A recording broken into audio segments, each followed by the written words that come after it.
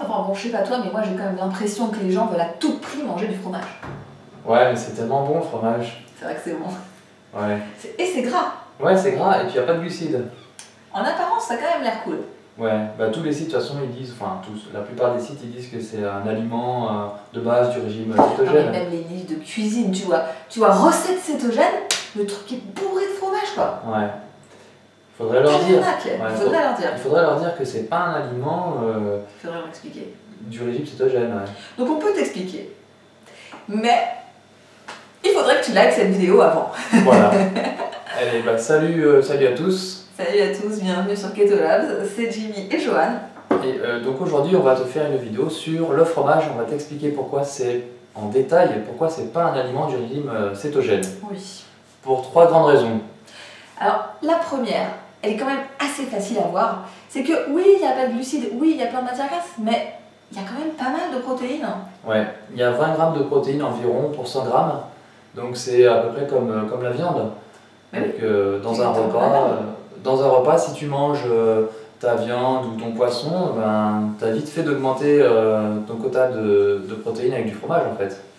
Oui, alors si tu veux vraiment manger du fromage, à ce moment-là, il faudrait manger moins de viande ou moins de poisson, sauf qu'en général, c'est trop tard. En général, on a déjà mangé son truc avant, on arrive au fromage, oh, tiens, je vais prendre ça, et puis bah, on va manger trop de protéines et ça va générer de la néoglucogénèse. Et voilà, qui dit néoglucogénèse dit augmentation de ta glycémie. Si tu contrôles ta glycémie après un repas très riche en protéines, bah, tu le sais aussi bien que nous que du coup ça fait augmenter ta glycémie. Ça l'a fait augmenter 2 heures après le repas et pour beaucoup de gens, ça l'a fait aussi augmenter le lendemain au réveil. Ouais. Coup double. Donc fromage, trop de protéines. Ça c'était la première raison. Et la deuxième raison, c'est cette protéine en question.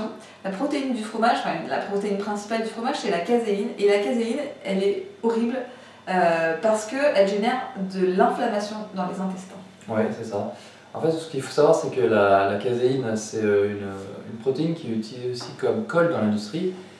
Et quand ça rentre dans tes intestins, bah, ça te les défonce en fait. C'est digéré très lentement, très difficilement. Mais ça dure des heures la digestion de la caséine. Et du coup, ça a le temps de faire énormément de dégâts. Donc ça, si je simplifie le truc, ça fait des trous en fait dans la paroi intestinale. Et à terme, ça génère ce qu'on appelle l'hyperporosité intestinale. Tu as sûrement entendu le mot leaky gut. Et en fait, cet état d'hyperporosité intestinale, c'est catastrophique. Ça génère des problèmes de malabsorption, ça génère des problèmes immunitaires, ça bloque la perte de poids, et ça fait de l'inflammation en général. Et l'inflammation, c'est ce qu'on veut à tout prix éviter. Donc en fait, cette caséine, elle est toxique quasiment pour les intestins. Ouais. Oui, c'est ça. Et puis qui dit inflammation dit aussi augmentation de la glycémie, on y revient. Oui. Ouais. C'est pour ça qu'on dit que ça bloque la céto-adaptation. Ouais. Et troisième point. Ouais. mais avant, je voulais dire que même si c'est pas tout de suite que ça augmente, avec le temps, cette inflammation, elle fera de toute façon monter la glycémie. Et ok, maintenant je te laisse parler pour la troisième chose qui est catastrophique dans le fromage. Ouais, catastrophique, vraiment, parce que en fait, ce qui est catastrophique, c'est que c'est addictif en fait. Pourquoi c'est addictif? Parce qu'en fait, pendant la digestion du fromage, donc le corps dégrade la protéine en plusieurs peptides et puis acides aminés. Et quand il est au stade de peptide, il y a un peptide qui s'appelle la casomorphine.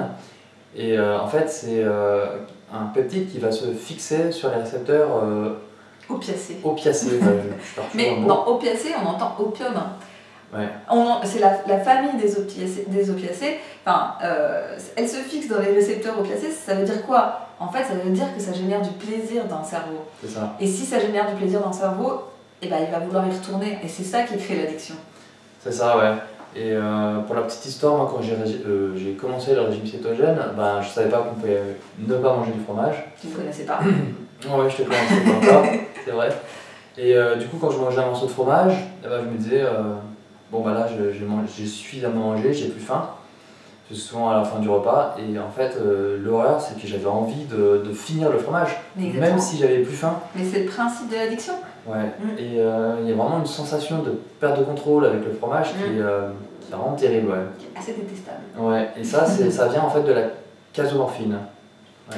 Et alors, il y a beaucoup de gens qui nous demandent alors ok, mais qu'est-ce qu'on a le droit de manger comme fromage et qu'est-ce qu'on n'a pas le droit? Est-ce qu'il y en a des pires? Est-ce qu'il y en a des moins pires? Oui, parce qu'en fait, la caséine, elle est dans tous les produits laitiers, mais à des proportions différentes. Alors, les pires, ça va être tout ce qui est fromage à pâte dure. Ouais, voilà, les parmesans, les comtés. Les mentales. Alors nous on est nuls en fromage. Hein. Ouais. Alors faut pas hésiter à nous donner des exemples ou alors à nous corriger si on a dit une connerie parce qu'on est vraiment pas très fort. Ouais. On doit pas être français. Non mais si, ouais, enfin, si on dit une bêtise, tu le mets en commentaire, y a pas de souci. Hein. Mais en tout cas, voilà, plus le fromage est protéiné, moins il est gras, plus il est caséiné. Je sais pas si ça se dit, mais t'as compris. C'est ça. Et puis après du coup, plus il est entre guillemets liquide, crémeux, voilà, gras. Et moins il y aura de caséine, donc finalement c'est plutôt ces fromages-là qu'il faudrait. Voilà, quitte à en manger, il vaut mieux aller vers un brie à Savarin, un brie, un truc bien fat. Exactement. Et faible en protéines, donc il faut regarder.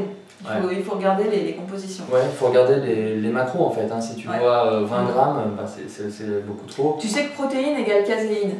Ouais, c'est ça. Quasiment. Donc voilà. Et puis après, tu arrives dans la famille des aliments grais, c'est-à-dire toutes les crèmes et les fromages très très crémeux qui eux vont avoir beaucoup de matières grasses, très peu de protéines. Alors je crois que mon copain a acheté du mascarpone et je voulais regarder justement mais j'ai oublié. Donc pour un mascarpone, un fromage comme ça, pour 100 grammes, 4,8 grammes de protéines. Donc il en reste quand même. Et si tu es très sensible à la caséine, eh ben, ça va quand même te faire réagir. Mais voilà, ça reste quand même un moindre mal. Et finalement, le seul truc qu'on peut consommer safe, c'est le beurre. Oui, le beurre qui contient de la caséine, mais sous forme de trace. Donc le beurre et puis le ghee qui a plus du tout de caséine. Exactement. Si tu es vraiment très hypersensible à la caséine, ben, tu veux te tourner vers le ghee pour être tranquille. Voilà. Et puis, bon, il y a une autre chose qu'il faut dire, c'est que si aujourd'hui le fromage tu le tolères bien, que tu n'as pas de problème, bah c'est bien, mais ce qu'il faut savoir c'est que... C'est bien. Non, mais c'est bien. Mais attends un peu. Voilà, en fait le problème c'est que les dégâts liés à la consommation du fromage, ça se fait sur le long terme, parce qu'en fait tu dégrades, tu détruis tes intestins petit à petit, et puis un beau jour tu te réveilles et puis tu as un problème d'hyperporosité intestinale et là, c'est compliqué de remettre les choses en place. C'est plutôt très long comme reconstruction. Exactement. Donc c'est pour ça qu'en fait, il vaut mieux complètement ne pas en manger. Quitte à... Et clairement, enfin, on va le redire, mais en régime cétogène, tu vois que c'est pas adapté. C'est pas adapté parce que très vite, ça fait exploser ton compteur de protéines. C'est pas adapté parce que ça génère une inflammation qui bloque l'acéto-adaptation et qui fait de la malabsorption.